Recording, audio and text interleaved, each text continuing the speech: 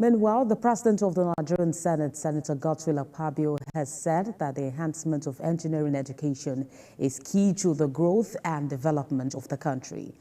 Mr. Akpabio disclosed this while delivering a keynote address at the investiture of Margaret Oguntala as the 34th president of the Nigerian Society of Engineers at the International Conference Center in Abuja.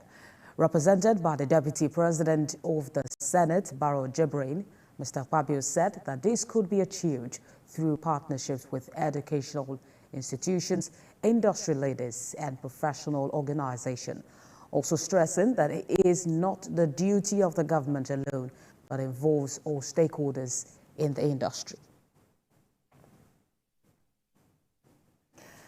Meanwhile, former governor of Osun State, Rauf Aregbesola, has called on Nigerians to be steadfast in the face of the current economic hardship in the country. He was speaking in Osogbo at a program organized by the Osun Economic Team to empower artisans and business owners. Our correspondent Rafi Hamid has more details in this report. Adekunle spare part markets and Ulode market in Osogbo have been major contributors to the economy of Osun State for years. However, both markets exist without solar lights until recently, when the markets are now lit, courtesy of the Osun Economic Team. I think this has a significant impact in our market due to how all inside the market, they black at night. So nobody will expect only government to do something. Somebody that is not in government and did a kind of this job, I think is a very, very good thing. All our community in Najegule market appreciate it. The Osun Economic Team also empowers petty traders and artisans to the tune of 48 million naira as interest-free loan through their various cooperatives and associations. Ajegule cooperative is going to get 10 million naira. Oluwade is going to get 10. They have already got 10 million naira. Ojaba is going to get an additional 5 million naira. The hairdressers will get 7.5 million naira. And the Okada riders are going to get 7.5 million naira. We can't just be waiting out there expecting the government to deliver all it's good. If you look at all the developed countries in the world, the private sector plays a role. So what we're trying to do, number one, is eradicate poverty, or as much as possible, partner with the government to alleviate poverty within our society. Former Governor Rauf Aregbesola says democracy remains the best system of government that can bring about needed development, urging well-meaning individuals to support the present administration. I would like to admonish us all to keep our hope alive.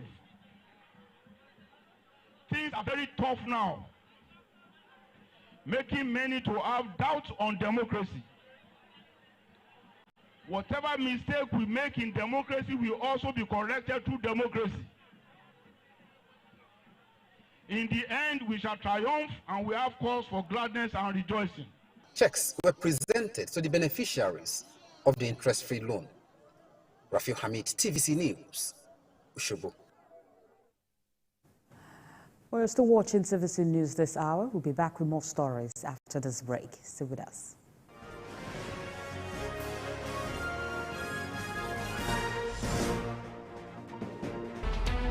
Every major news story is with many perspectives and layered with different levels of impact. Hello. What time did this happen?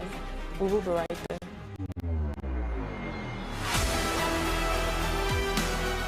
At TVC News, we follow the big and major news, gathering the facts, witnessing the outcome. I am here live at the aftermath of the approval of the new national minimum wage. We are TV Station of the Year, not just for breaking news, but for being first, fair and accurate. TVC News, first breaking news.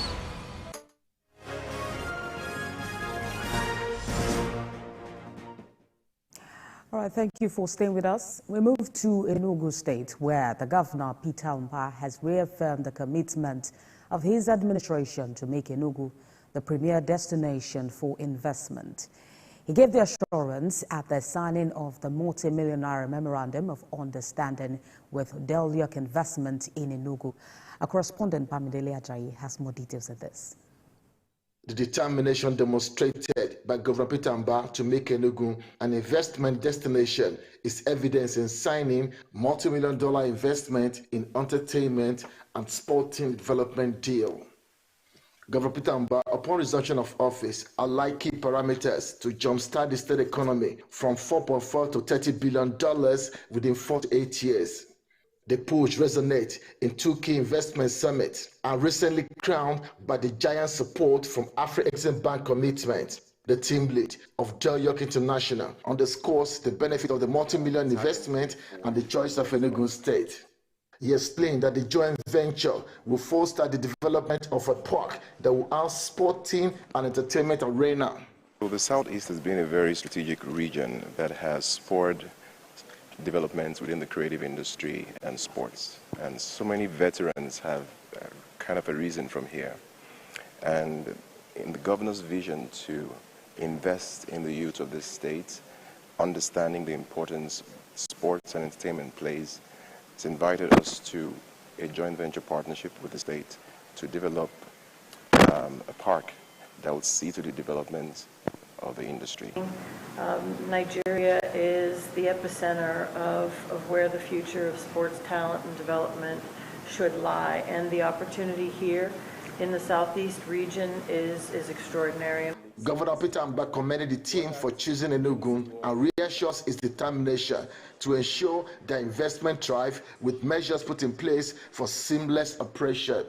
We have promised our people that we're on a mission to make Enugu State the premier destination for investment, and which means that we would have different kind of collaboration with prospective investors to see how we not only provide the enabling environment, but also go a step further to help de-risk the investment flow.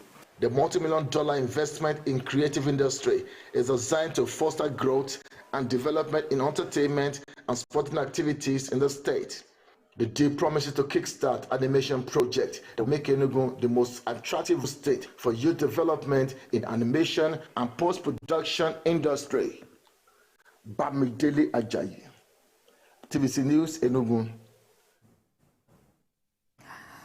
Meanwhile, the Federal Ministry of Youth has promised a 10% allocation on all its programs and projects for youth within the disability community in Nigeria. The Minister of Youth spoke when he visited the National Commission for People with Disabilities, where he promised to equip youth with skill acquisition programs and leadership training. Our correspondent, Moyo Thomas, has more details on this. As the call for inclusive engagement increases, especially for people with disabilities, the Federal Ministry of Youth has agreed to collaborate with the National Commission for Persons with Disabilities.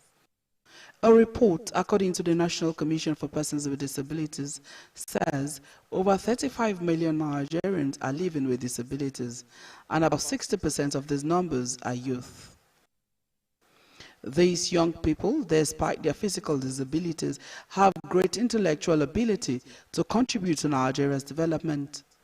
The Executive Secretary of the Commission therefore requests the visiting Minister of Youth to implement programs that will bring smiles to the faces of persons with disabilities. We understand that the ministry is planning a lot of empowerment and support programs for the youth in Nigeria.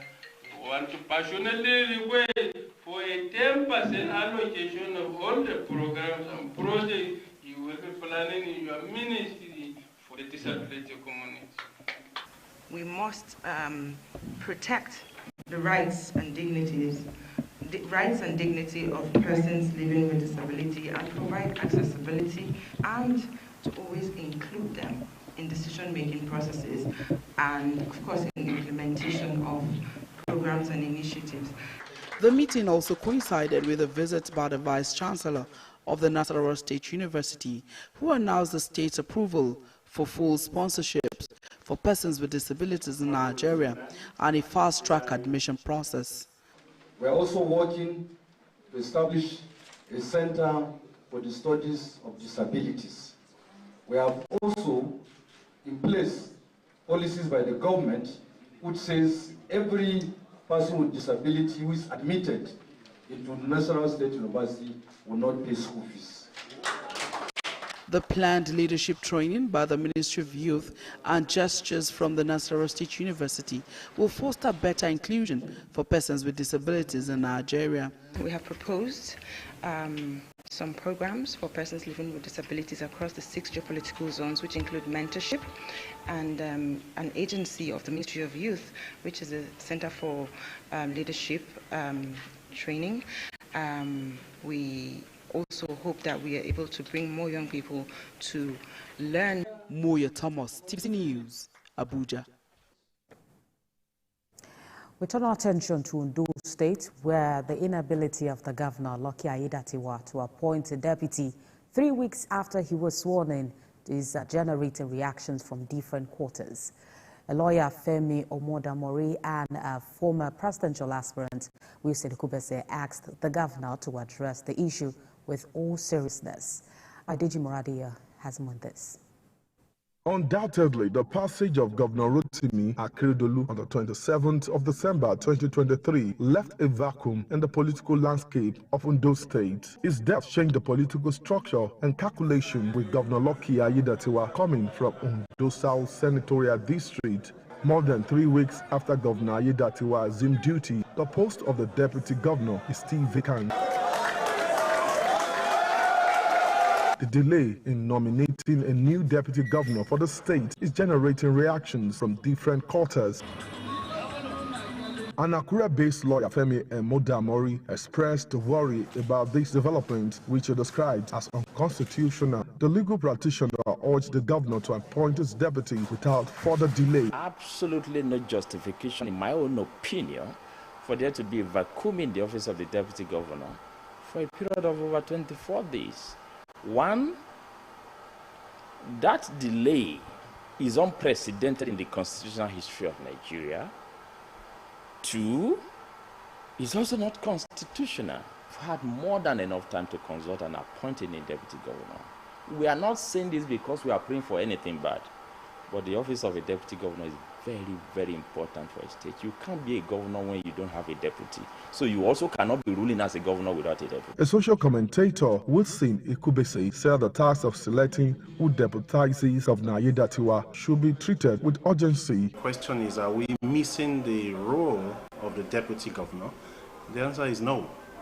Why no? Because from our constitution, there is no assigned role to the office of the deputy governor. But for political expediency, yes, the governor cannot exist alone. But where should the governor pick his deputy from? Some think that because the governor came from the north and that he came from the south, now that he's governor, the north ought to be compensated. So if the deputy governor is supposed to be zoned to the central, then are the central people sleeping?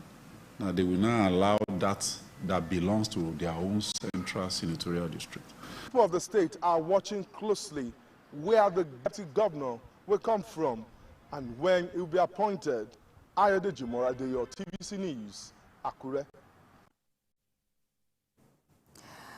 Financial experts say they want the federal government to invest in gas and solid mineral to generate enough revenue to finance the 2025 budget. They made the call at the 2024 National Budget Workshop of Chartered Institute of Taxation of Nigeria. Helen Osamide Ekins has more in this report. The renewed Hope budget is one which most Nigerians look forward to, following the removal of fuel subsidy and the current economic hardship. And they said because of insecurity. Here at this workshop on analyzing the hope and future benefits of the budget on citizens, experts want the government to explore alternative means of generating revenue to fund the budget beyond $3. You can't keep on borrowing money. You need to generate enough revenue to finance the budget that is before us. And to that extent, we seek the understanding and the cooperation of political leaders to ensure that whatever is collected is properly utilized. It's not properly attended to. LNG is a direct intervention where federal government has shares in. And of course, dividend is paid. But if we have 3, 4, 5 of the likes of LNG, that will give the federal government enough revenue. Contributors to the dialogue here expressed concerns on some aspects of the budget which they believe will need to be reviewed. I'm worried about the approval of 1.2 billion, 3 trillion naira addition.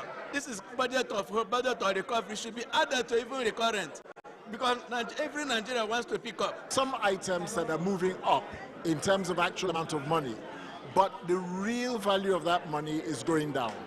So some of the assumptions that are based for the budget do need to be looked at again. Our exchange rate is very, very different. Our inflation rate is very, very different, and this will impact on the delivery of the 2024 budget. But they are unanimously in agreeing that with transparency and accountability in the implementation, the budget will impact positively in the lives of citizens. Speakers agree that more clarity and thought is needed in both this 2024 budget, but more crucial in future budgets to address and reverse these concerns. Helen Osamede-Kings, TVC News, Abuja. Well, that's TVC News this hour. For more updates on the stories we are monitoring, you can visit our website on www.tvcnews.tv. You can also follow us on our social media handles, Facebook, Instagram, and on X at TVC News NG. On YouTube, we are live at TVC News Nigeria.